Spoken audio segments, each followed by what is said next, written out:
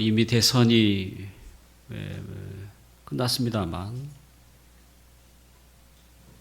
얼마 전까지만 해도 대통령 후보들이 유세 차량을 타고 전국을 다니면서 자신을 선택해 달라고 목이 쉴 정도로 외쳐댔습니다. 가는 곳마다 혹시 사람들이 듣지 못할까 봐 확성기를 이용해서 크게, 그리고 더 크게 외쳤지요. 자신이 왜 대통령이 되어야 하는지, 때로는 대통령이 되면 이러한 정책을 펼치겠다라고 외쳤습니다. 가는 곳마다 또 어떤 내용이든지 크게 외쳐대니 무엇을 그분이 강조하는지 잘 모를 정도였습니다. 우리가 살면서 버럭 큰 소리를 치는 경우는 자주 있지는 않습니다. 만약 자주 큰 소리를 지르는 사람이 있다면 아마 그분은 조절 능력이 좀 떨어진 사람이 아닌가 생각이 드세요. 또 큰 소리로만 외쳐대면 큰 소리에 익숙해져 그 효율성이 좀 떨어집니다. 누구야? 그거 매일 그 스마트폰에 빠져서 공부는 언제 할 거야? 이렇게 맨날 큰 소리만 치면 그 소리가 익숙해져서 반응을 하지 않는 것이죠. 그래서 목소리든 행동이든 좀 조절이 필요합니다. 적절한 반응에 나올 수 있도록 지혜라고 말할 수 있죠. 또 자신의 그 감정을 목소리로, 때로는 그 행동을 나름대로 잘 조절할 수 있는 사람이라면 그는 탁월한 사람이에요. 보통 사람이 아닌 거죠. 왜요? 자신을 다스릴 줄 아는 자이기 때문에. 그것이 가장 어렵다고 말하지 않습니까? 자신을 다스리는 게 제일 어렵다는 거죠. 근데 그걸 나름대로 조절하고 있다. 그건 보통 사람이 아닌 거예요. 예수님은 3년이라는 그 공적인 생애를 살아가시면서 큰 소리를 몇 번이나 쳤을까?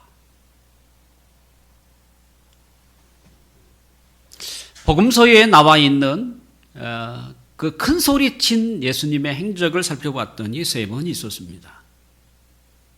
한 번은 죽은 나사로를 향하여 그 무덤 앞에서 큰 소리로 나사로야 나오너라. 사망을 향해서, 죽음을 향해서 외쳤던 때였죠. 두 번째는 예수님이 그 십자가 위에서 죽으실 때에, 죽기 바로 직전에, 마가복음 15장 37절에는 이렇게 되어 있습니다. 큰 소리를 지르시고 숨지시더라. 이렇게 되어 있어요. 마지막 말을 큰 소리로 외치고 돌아가셨다. 숨을 거뒀다는 것입니다. 그리고 마지막 한 곳은 오늘 우리가 읽은 본문입니다.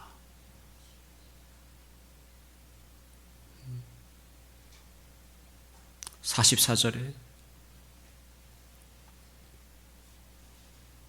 계속해서 외쳤다. 크게 외쳤다는 얘기를. 첫 번째와 두 번째는 굉장히 중요한 사건이 아니십니까? 예수님의 죽음, 숨을 거두기 전에, 아니면 죽은 나사로, 무덤에 있는 나사로를 살릴 때에 뭔가 큰 의미가 그 안에 우리가 담겨 있다라고 충분히 생각할 만한. 그런데 오늘 본문은 그저 그냥 평범하게 다른 말씀과 크게 뭐 다르지 않을 만큼. 그런데 예수님은 큰 소리로 외치셨어요.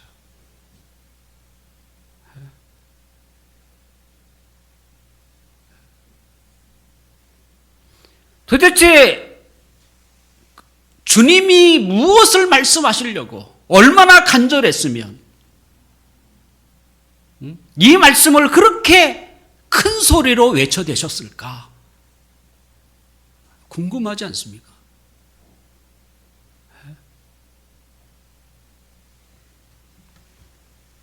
그래서 오늘 본문을 함께 살펴보기를 원합니다. 44절과 45절을 다시 한번 읽을까요? 시작. 예수께서 외치시되 나를 믿는 자는 나를 믿는 것이 아니요 나를 보내신 이를 믿는 것이며 나를 보는 자는 나를 보내신 이를 보는 것이니라.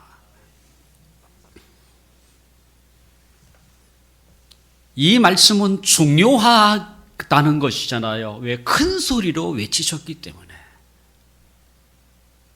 예수님이 이 땅에 오셨어요. 근데 그냥 온 게 아니라 이 세상에 그를 보낸 자가 있다는 것입니다. 다르게 표현하면 누군가가 예수님을 이 땅에 심부름을 보냈다는 것이죠. 우리는 종종 자녀들에게 무엇을 사오라고 심부름을 보낼 때가 있습니다.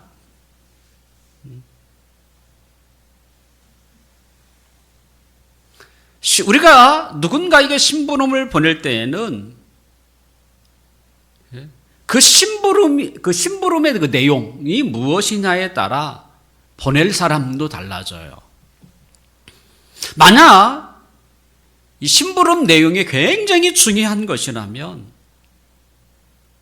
그 중요한 역할을 할 사람을 뽑아서 보내게 됩니다. 그렇지 않겠어요? 예수님이 받은 그 심부름 내용이 무엇입니까? 그것은 매우 중요한 것이었어요. 인류를 구원할 수 있는 그 일이 얼마나 중요한지 그 일을 준비하는 그 기간만 해도 몇천 년이라는 시간이 걸렸어요. 만약에 혹 심부름을 잘못 보내면 수천 년 동안 준비한 것이 다 물거품, 허사가 될 수 있다는 것이죠. 하나님은 하늘의 수천 때로는 수만의 천사들 중에 이 일을 감당할 만한 자가 있을까? 아마 생각을 해봤을 텐데 그 중에 적합한 사람이 하나도 없었어요. 천사장 미가엘, 또 소식을 전하는 가브리엘,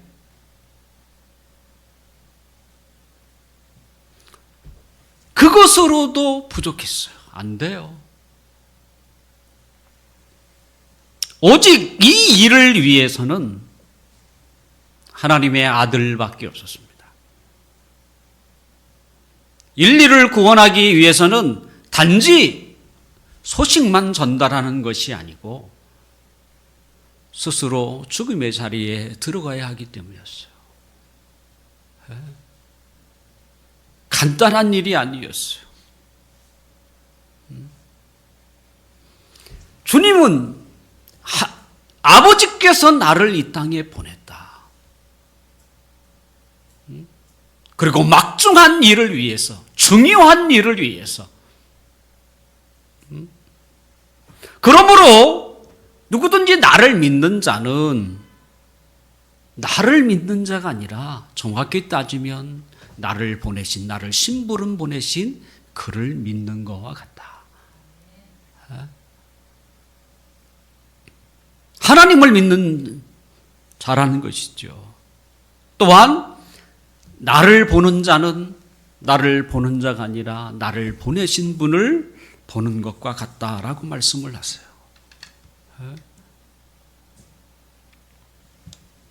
심부름을 받은 자는 그를 보낸 자를 대표해서 간 자잖아요.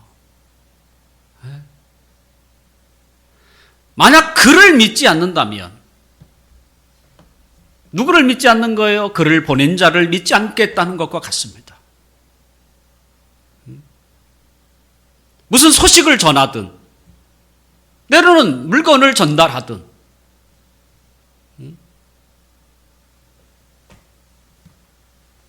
일반적으로 우리가 심부름을 하는 사람은 심부름의 내용에 있어서는 그를 보낸 자를 대표하는 게 맞습니다. 그죠? 하지만 우리가 조금 더 엄밀히 좀 따지면 심부름꾼과 대표자는 똑같지는 않습니다. 그런데 예수님과 그를 보낸 하나님의 경우는 일반적인 경우와는 좀 달라요.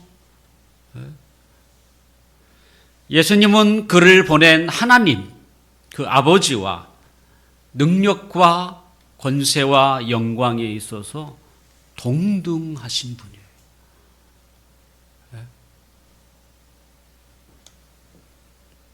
그래서 성경에는 골로새서 1장 15절에 보면 그는 보이지 아니하는 하나님의 형상이시오. 하나님의 형상. 요한복음 1장 14절에는 우리가 그의 영광을 보니 아버지의 독생자의 영광이요 은혜와 진리가 충만하더라. 또 히브리서 3장 1절에 보면 이는 하나님의 영광의 광채시요 그 본체의 형상이라. 예수님은 하나님이 보낸 분이지만 또한 예수님은 하나님과 동등한 하나님의 아들이라는 것이죠.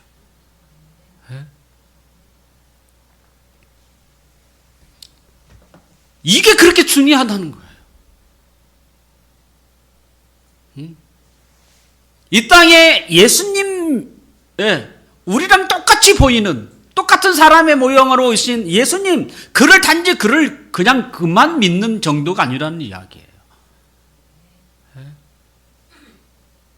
나는 심부름 왔다는 거예요. 하나님 아버지께서 나를 보냈다는 것이죠. 그러므로 우리가 어떤 예수님을 믿어야 합니까? 십자가에 죽으신 예수님. 단지 십자가에 죽으신 예수님입니까? 예, 우리는 우리의 죄를 위하여 십자가에 죽으신 예수님을 믿어야 합니다. 하지만 그것만으로는 어떻게 부족합니다.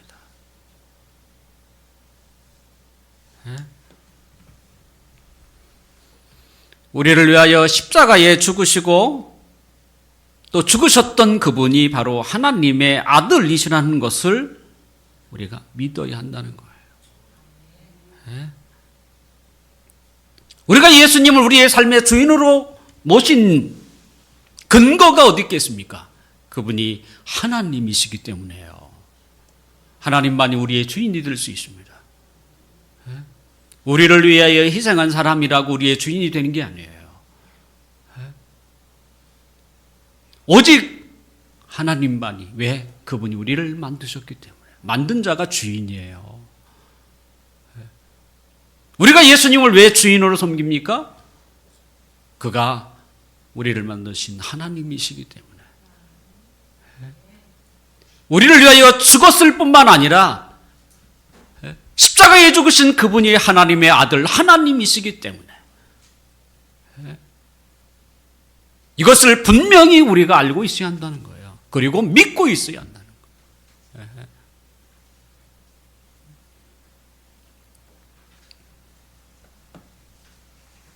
그러므로 우리는 하나님 하나님이 보낸 또 하나님의 아들이신 예수 그리스도를 믿고 그분을 우리의 주인으로 온전히 맡기고 인정할 수 있기를 주님의 이름으로 축원합니다.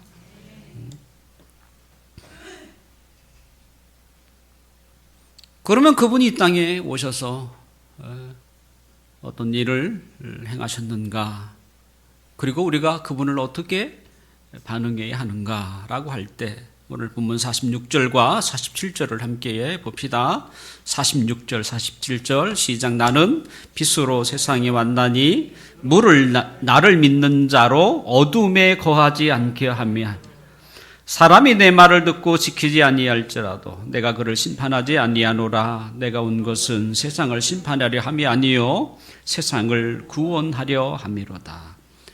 나는 세상에 빛으로 왔다라고 말씀하세요. 그리고 나를 믿는 자는 어둠에 거하지 않는다는 거예요.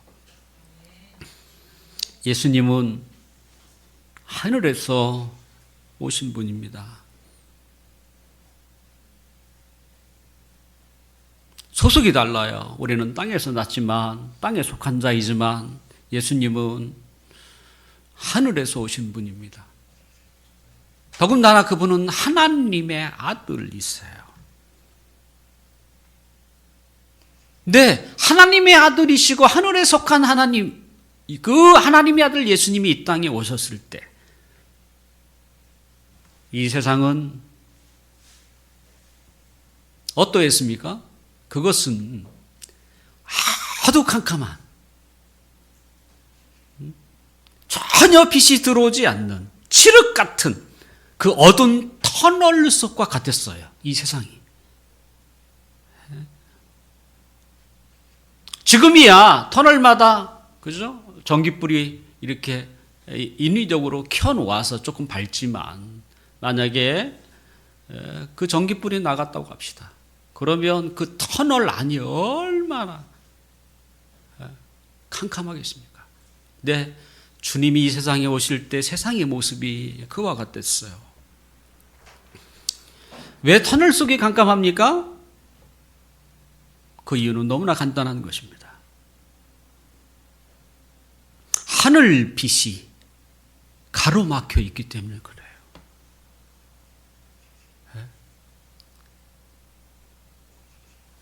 다른 게 아니에요. 터널에 하늘빛이 좀 들어오도록만 비춰도, 구멍을 내도 거기는 환해요. 왜 이 세상이 어두컴컴합니까?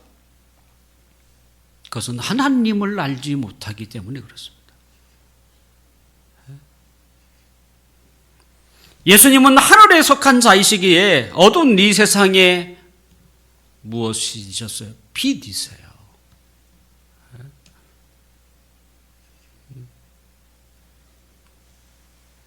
인간이 어둠 가운데 사는 이유는 죄 때문입니다. 하지만 궁극적으로 따져보면 하나님을 떠났기 때문이에요. 왜? 죄는 하나님을 떠나게 만들기 때문에.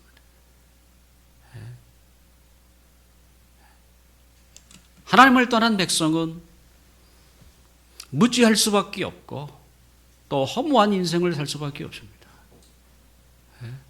왜냐하면 가치를 잃어버리잖아요. 보람을 잃어버리잖아요. 생명을 잃어버리잖아요. 그 사람에게 하나님이 없다면 그분의 마음이, 그분의 생각하는 것이 그들의 삶이 무엇이겠습니까? 아무것도 아니에요, 사실은.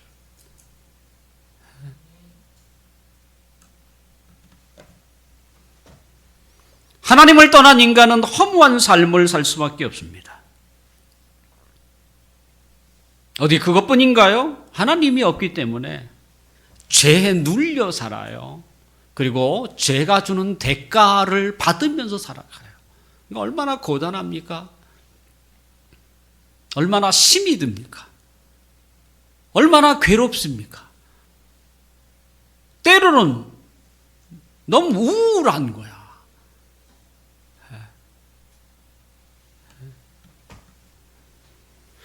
어두운 터널을 환하게 비추려고 한다면 하늘 빛이 들어오도록 하면 돼요.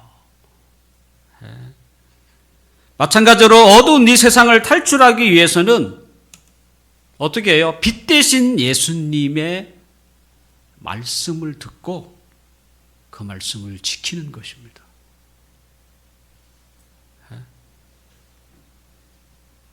터널과 인간은 좀 달라요. 터널이야 빛을 비추면 되지만 인간은 다르잖아요. 인간은 살아가는 삶이죠.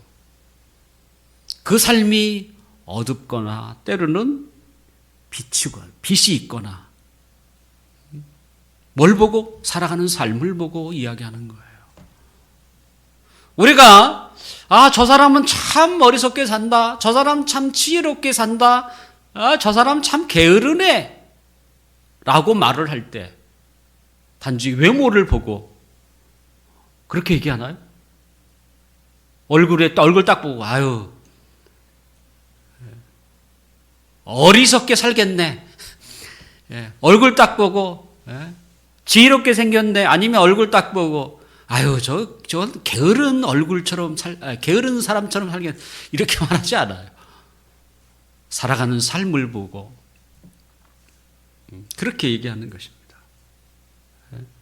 예수님은 우리의 죄를 벗겨 주시기도 하시지만 죄를 벗은 우리가 어떻게 살아야 할 것도 가르쳐 주셨어요. 자, 죄의 형벌을 다 채우고 교도소를 나온 사람에게 가장 중요한 것이 뭐겠어요? 이제부터 어떻게 살 것인가 아닙니까?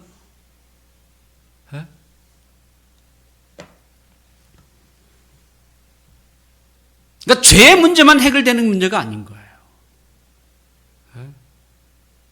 그 문제를 해결하지 못하니까 어떻게 해요? 다시 교도소로 들어가는 거예요.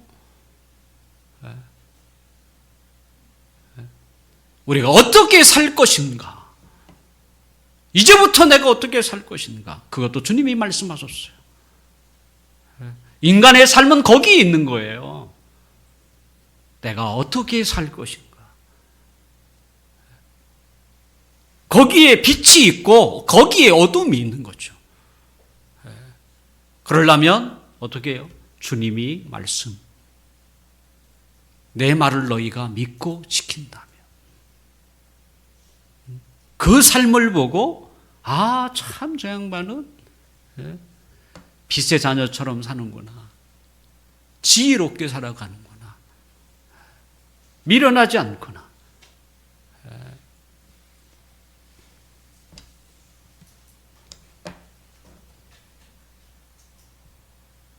만약 우리가 그분의 말씀과 또 그분을 믿지 않는다면 예수님은 얘기하면 내가 그를 심판하지는 않겠다.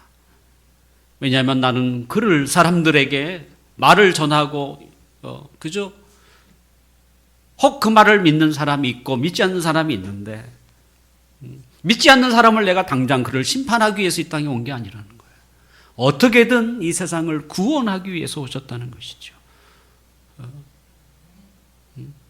하지만 그가 심판이 없는 게 아니라는 것이죠.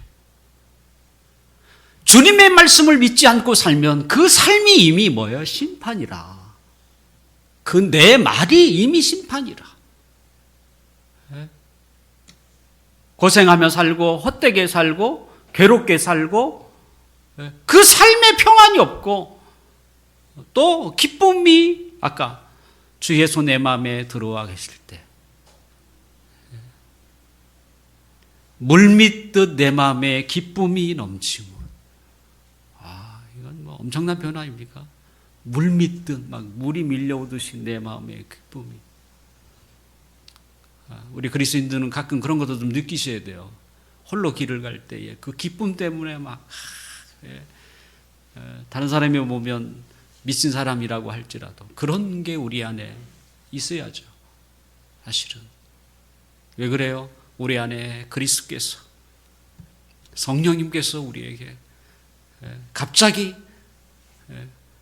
하늘에서는 맛볼 수 있는 그런 평강을 기쁨을 주실 때 우리가 그런 상태에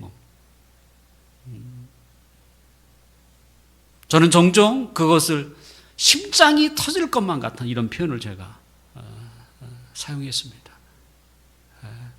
너무 기뻐서 내 안에 있는 장기가 터질 것만 같은 그런 느낌이더라고, 사실은.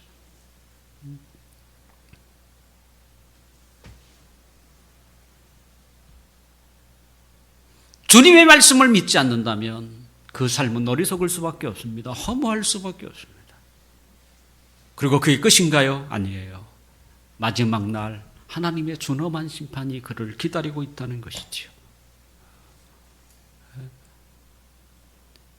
주님이 왜 큰 소리로 쳤습니까? 왜 큰 소리로, 왜 이야기를 하셨겠어요? 이게 얼마나 중요한지 너희가 아느냐. 내 말을, 나를 믿고 내 말을 순종하면 너희가 빛 가운데로 산다. 이제는 어둠 가운데 다니지 않는다는 거예요. 지혜가 없어서 헤매지 않는다는 거예요. 이 세상을 살아가야 할 목적과 이유를 모르고 이리저리 헤매지 않는다는 거예요. 내 말에는 우리가 하나님의 백성들이 살아가야 가장 지혜로운 삶이 거기에 있으니 그게 빛이라는 거예요. 네, 하나님의 말씀은요, 주님을 믿지 않으면 그 말씀을 따르지 않습니다. 믿어야만 그 말을 순종하는 것이지요. 그렇다면 예수님의 말씀이 그 심판의 잣대일 정도로 도대체 어떤 말씀이기에 그렇게 강력할까라고 할 때, 자, 오늘 본문 49절과 50절을 함께 읽어봅시다. 49절과 50절 시작. 내가 내 자의로 말한 것이 아니에요. 나를 보내신 아버지께서 내가 말할 것과 이룰 것을 친히 명령하여 주셨으니 나는 그의 명령이 영생인 줄 알아라. 그러므로 내가 이르는 것은 내 아버지께서 내게 말씀하신 그대로니라 하시니라. 내가 내 자의로 말한 것, 스스로 말한 것이 아니에요. 나를 보내신 아버지께서 내가 말할 것과 이룰 것을 명령하셨다는 거예요. 우리가 누군가에게 심부름을 보낼 때에는 물건을 전달해 달라, 이런 경우가 많죠. 근데 예수님이 이 땅에 그 아버지의 심부름을 받고 온 내용이 뭡니까? 가장 중요한 목적은 내가 모든 죄인들을 위하여 십자가에 대속물로 대신하여 죽는 것이다. 우리에 대한 죄의 대가로 예수님의 죽는 것이죠.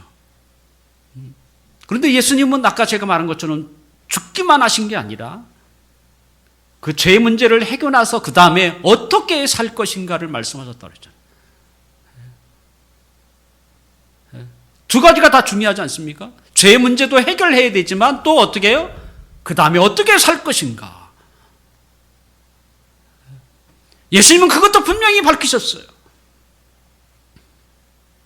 그런데 여기에서도 예수님은 뭐라고 합니까? 내가 여러분에게 전한 말은 사실 내가 한 말이 아니라, 내가 스스로 만들어내는 말이 아니다. 다 아버지께서 이런 말을 하도록 내게 일렀다는 거예요. 더군다나 명령하셨다는 거야. 단지 이렇게 얘기해 다오 이런 정도가 아니라 명령했다는 거예요. 그러니 주님이 우리에게 주신 말씀은 하나님 아버지의 말씀이면서도 명령할 만큼 우리 인간에게 가장 중요한 말씀이라고 하는 것이죠. 그래서 주님은 내 아버지께서 내게 말씀하신 그대로다, 이렇게 말하실 수 있었던 거예요.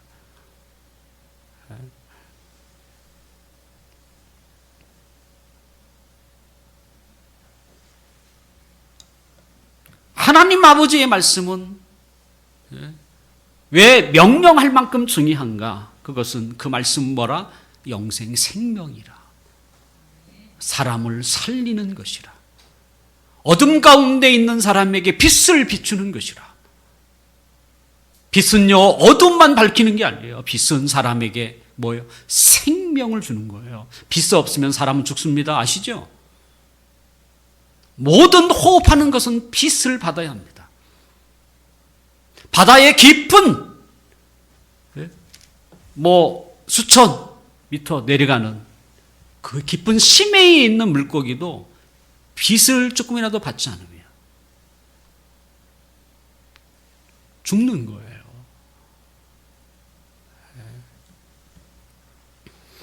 그러므로 하나님의 말씀은 우리에게 생명인 것입니다. 그래서 하나님 말씀을 받는 자는, 하나님의 말씀을 받는 사람, 그 말씀을 믿고 순종하는 자는 어떻게 해요?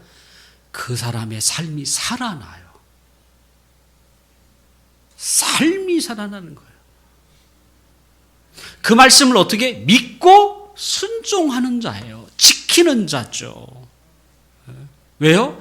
그 말씀 안에는 생명력이 있기 때문에. 하물며 죽은 자도 살리고 허무하게 살던 그 사람에게 허무를 쫓아 살지 않도록 새 길을 연다는 거예요. 죄에 가려진 인생은 아무리 발버둥 쳐도 소용이 없습니다. 남들보다 조금 더 나은 삶처럼 보여도 그 마지막은 허무입니다. 다른 사람보다 조금 더 깨달은 것 같고 다른 사람보다 조금 더 우월한 삶을 사는 것처럼 보이지만 그 사람의 끝도 뭐라? 허무. 아무것도 없다.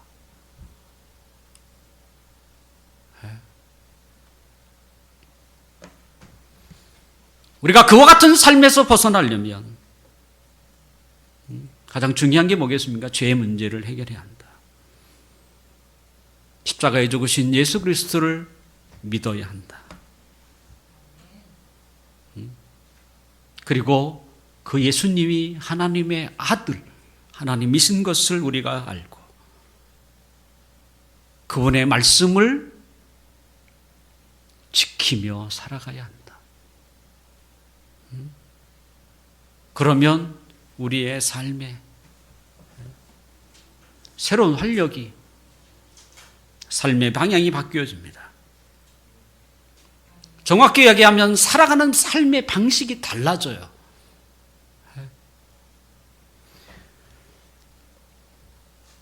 저는 누군가가 기독교와 다른 종교가 무엇이 다릅니까? 라고 묻는다면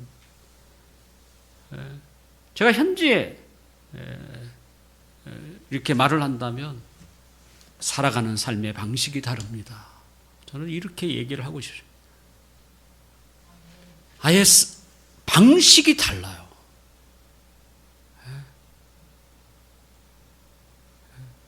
여러분들이 만약에 그렇게 살지 않는다면 여러분에게 아직 믿음이 부족할 수 있습니다. 살아가는 삶의 방법이 달라야 되는 거예요. 그 힘의 원동력과 그 지혜가 어디서? 하나님으로부터 나와야 되죠. 그래서 우리가 기도하잖아요. 또 하나님의 은혜가 필요하고.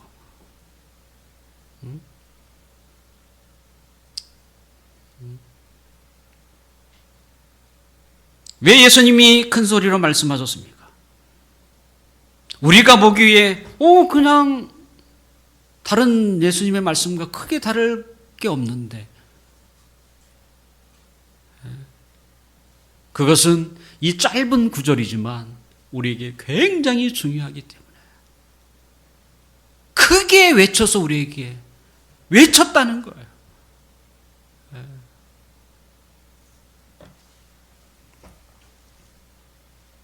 우리가 왜 예수님과 그분의 말씀을 믿어야 합니까? 그것은 우리의 인생에 있어서 가장 중요한 문제이기 때문에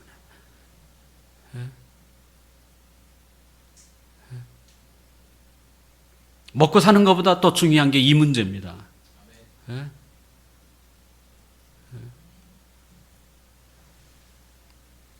예수님은 우리를 살리기 위해서 오신 거예요. 어둠 가운데 살고 있는 우리에게 빛을 비추기 위해서 빛으로 오신 거예요.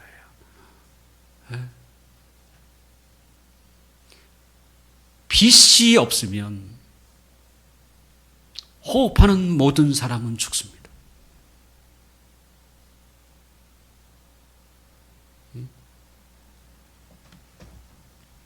우리는 빛을 받아야 합니다. 누가 빛입니까? 예수님이에요. 그리고 예수님이 주신 말씀입니다.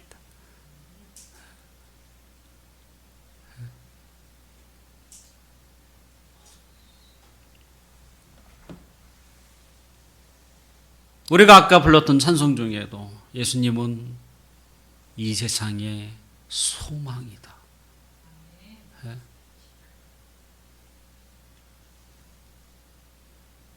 우리가 믿는 그 예수님은 우리 나에게 뭐예요?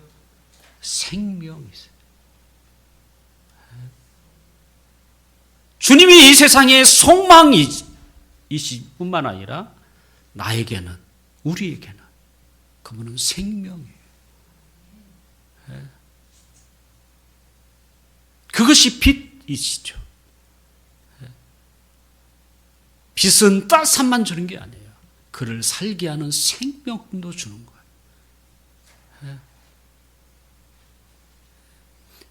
우리에게 생명 되시고 빛 되신 그 예수님을 우리가 믿고 또 그분이 주신 말씀을 순종하셔서 여러분의 삶이 어떻게 바뀌는지를 느끼셔야 하고 또 이로 인해서